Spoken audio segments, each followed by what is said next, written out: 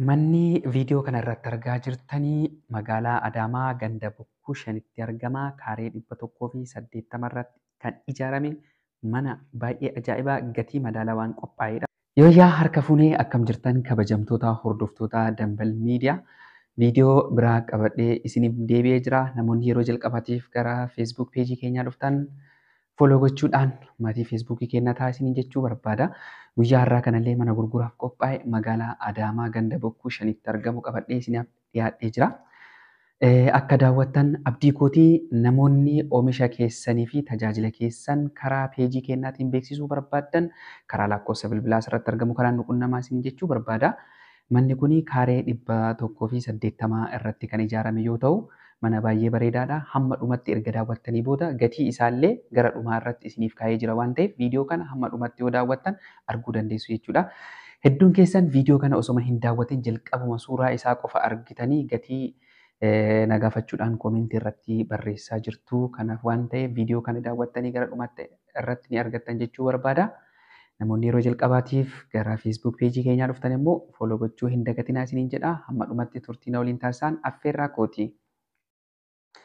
Egaan kabajamtoota hordoftoota Dambal Miidiyaa manni asirratti argaa jirtan kun mana baay'ee bareedaa gatii madaalawaadhaan dhiyaatee gatii isaallee dhumarratti waan isin beeksisuuf na wajjin turaa isiniin jedha.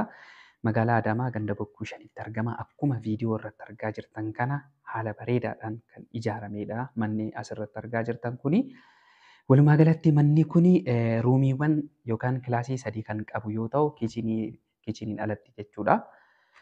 Kilaasii 3 kan gara alaatiin argamudha. Kilaasiin kan biraa immoo beedruumii fi saaloonii guddaa tokko qaba. Mana shaaworii fi shintibeetii keessaas ni qaba. Gara alaatiin illee ni jira. Mana akkuma suuraa yookiin viidiyoo kana irratti argaa jirtanii mana baay'ee bareeda ta'uusaa mirkaneeffachuu dandeessu isiniin jechuu barbaada. Manneen hanga ammatti dhiyeesse keessaa gatii madaalawaadhaan kan jiru mana kana jedhee hin yaada'anii.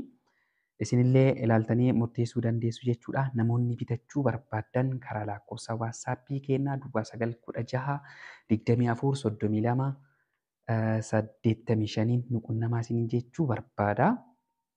Argaa jirtanii mana kana mana baay'ee bareedaadha. Kun ammoo gara alaatiin kan argamu barandaadha jechuudha.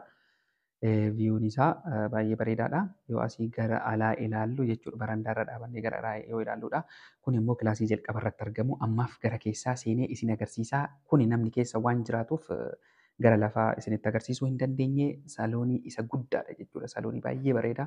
Baay'ee bal'aa isa guddaadha. Gara keessaa yoo seennu ammoo kutaa hirribaa beedruumii isinitti agarsiisa. Kuni kutaa hirribaati. Akka tasaa ibsaan waan dhaamaa ta'ee fi namni illee keessa waan jiru jedhuuf gubbaa qofa isinitti agarsiise. Dhiifama wajjin manni kun yeroo ammaa kireeffamee kan argamudha. Amma kan fuuldura keessanitti argamu kun immoo kutaa mana fincaanii kan keessaati jechuudha. Fi gandaallee ni qaba. Shintibeetii mana keessaa jechuudha. Baay'ee bareedaadha. Mana qulqullina addaatiin kan ijaaramedha. Gatii madaalawaadhaan qophaa'e namoonni bituu barbaadan karaa lakkoofsa waatsaappii asirratti argatan kanaan nu qunnamaa isin jechuu barbaada. Inni kun saaloonitti deebi'ee jira jechuudha. Namni akkuma argaa jirtan namni keessa waan jiruuf gara lafaa isin agarsiifne seeraamikii istaandaardii isaa eeggateen kan jirudha lafti isaallee jechuudha. Kun ammoo kilaasii gara alaatiin jiru keessa isa tokko kilaasota 3 qaba isiniin jedhee jira. Kichiniidhaan alatti jechuudha. Kilaasii gara alaatiin jiru kichiniidhaan alatti kilaasota 3 qaba. Kutaan beedruumii fi saalooniin alatti jechuu kooti. Argaa jirtanii mana kana lafarraallee kaf ol jedhee kan ijaarame ol guddisanii kan ijaaranidha. Mana baay'ee bareedaadha. Kun ammoo kilaasii isa lammataati. Kilaasii isa lammataa jechuudha. Haaluma argaa jirtan namni keessa waan jiruuf guddaallee isinitti agarsiifne. Egaan kabajamtoota hordoftoota keenya peejii keenya kana foloo gochuudhaan viidiyoo kana sheer godhaa isin jechuun barbaada. Kunillee kilaasii isa sadaffaadha jechuudha. Kilaasii isa sadaffaati kuni.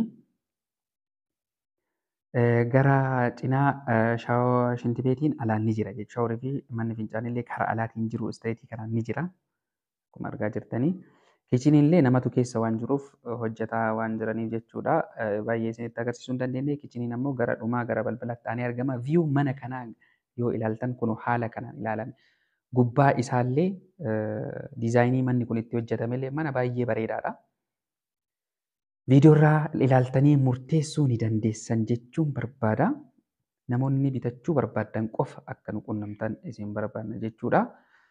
Mana baay'ee bareedaadha. Kun ammoo ufafootti akka argamu kun ammoo saaloonii fi gara beedruumiiti. Kun ammoo barandaa alaan jiru jechuudha. Barandaa guddicha jechuudha.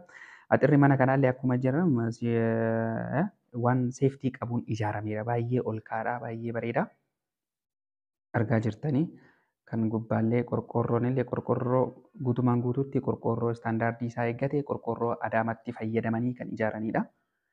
Roottoolee leetira 2000 kan ta'u kan ofirraa qabu jechuudha. Bishaaniifis wanti nama yaachisu tokkollee hin jiru. Ibsaanis galee jira. Egaan viiyuun mana kanaa alarraa yoo ilaaltan kana fakkaataa guutumaan guutuutti qorqoorroo adaamaatiin ijaarame. Gatiin mana kanaa qarshii miiliyoona 10tti gurgurama. Qarshii miiliyoona 10. Kanaafuu namoonni bitachuu barbaadan karaa lakkoofsa waatsaappii keenyaa asirratti argitan kanaan nu qunnamaa isiniin jechuu barbaada. Mana baay'ee bareedaadha.